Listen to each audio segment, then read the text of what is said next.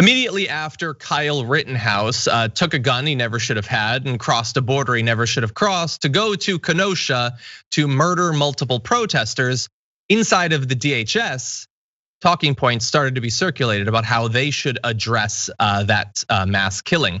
Federal law enforcement officials were apparently directed to make public comments sympathetic to Kyle Rittenhouse.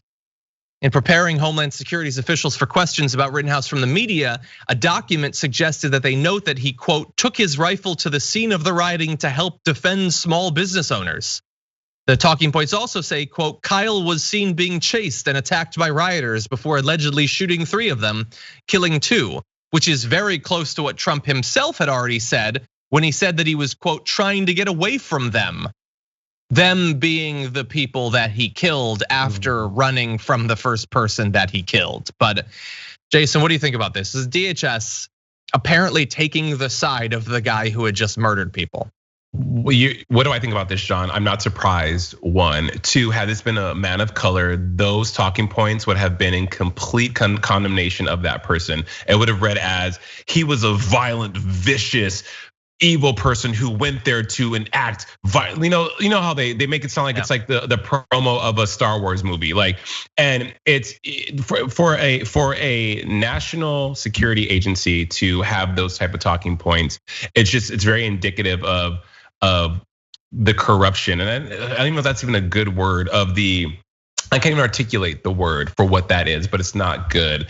And also how you have people that their jobs are hired to spin things in the media. And what does that say about them? Like, John, I don't think I could ever hold, and maybe because I've never had this position, but I don't think I could ever be at a place and have what happened in Kenosha. And my job is to make it look better for the American people or for the public when I know that that's not true. And there's people that are dead, especially in light of everything that's happening in our country. So to hear this, it's very disheartening. It's very disappointing, but also it's not surprising. It's not surprising. And I stand by, had this been a person of color beyond black or just it would have been a completely different story with a completely different talk track with completely different talking points. 100%, 100%. The question from my point of view, the only one is, was this directly from Trump? It didn't have to be, because while Trump obviously wants this killer, this terrorist to be defended, there's probably any number of people working in the US government right now that are sympathetic to what There's that finger again, there's that finger. Oh my God, God, yeah, I got a finger for him.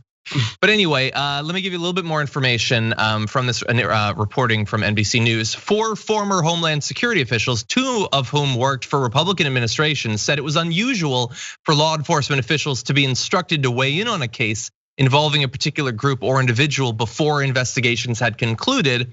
With one individual, Elizabeth Newman, who worked as DHS's Assistant Secretary for Threat Prevention and Security Policy in the Trump administration, saying, what strikes me about the talking points is that they didn't call for calm among the public. Even in the early hours after the incident, it was known private militias had self-deployed. They seemed more interested in Rittenhouse's reputation than calling for calm and actual law and order. Well, isn't that weird? That they would be more interested in his reputation. Is there anyone else who was doing the same sort of thing?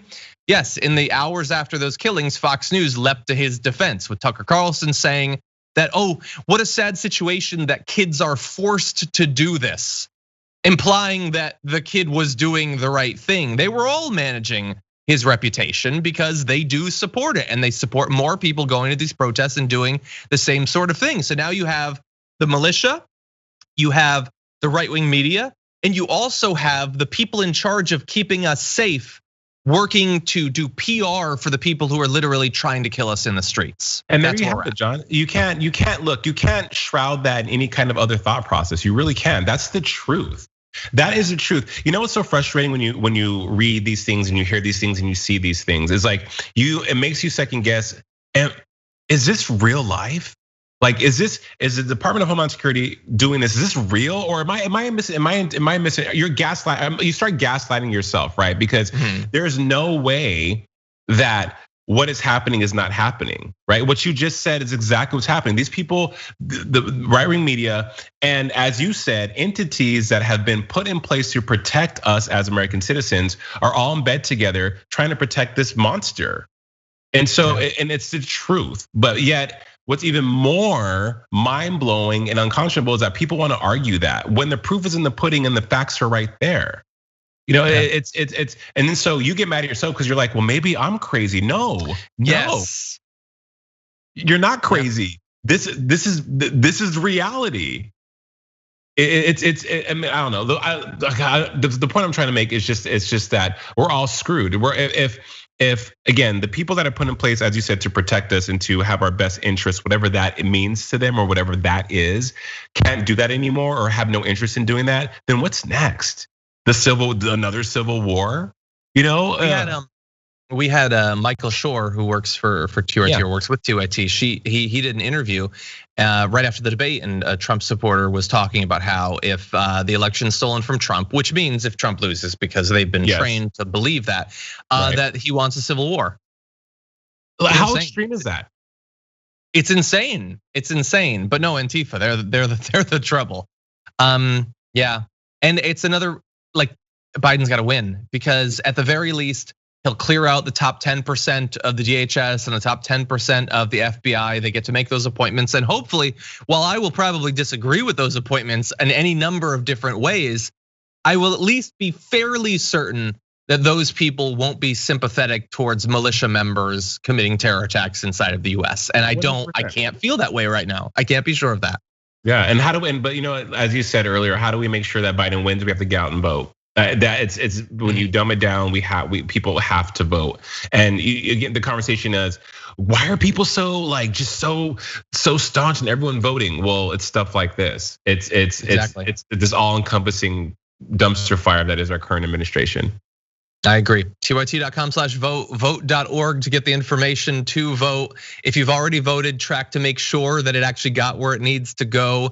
If you can vote early in person, do so safely to help mitigate some of the red mirage that is coming, and join us on election day for our coverage. But understand that it is likely not going to be a one-day event. It is going to be a week-long event, and that is okay if that's what democracy takes. Yes. The worst thing is not it taking a few extra days. The worst thing is the vote not counting.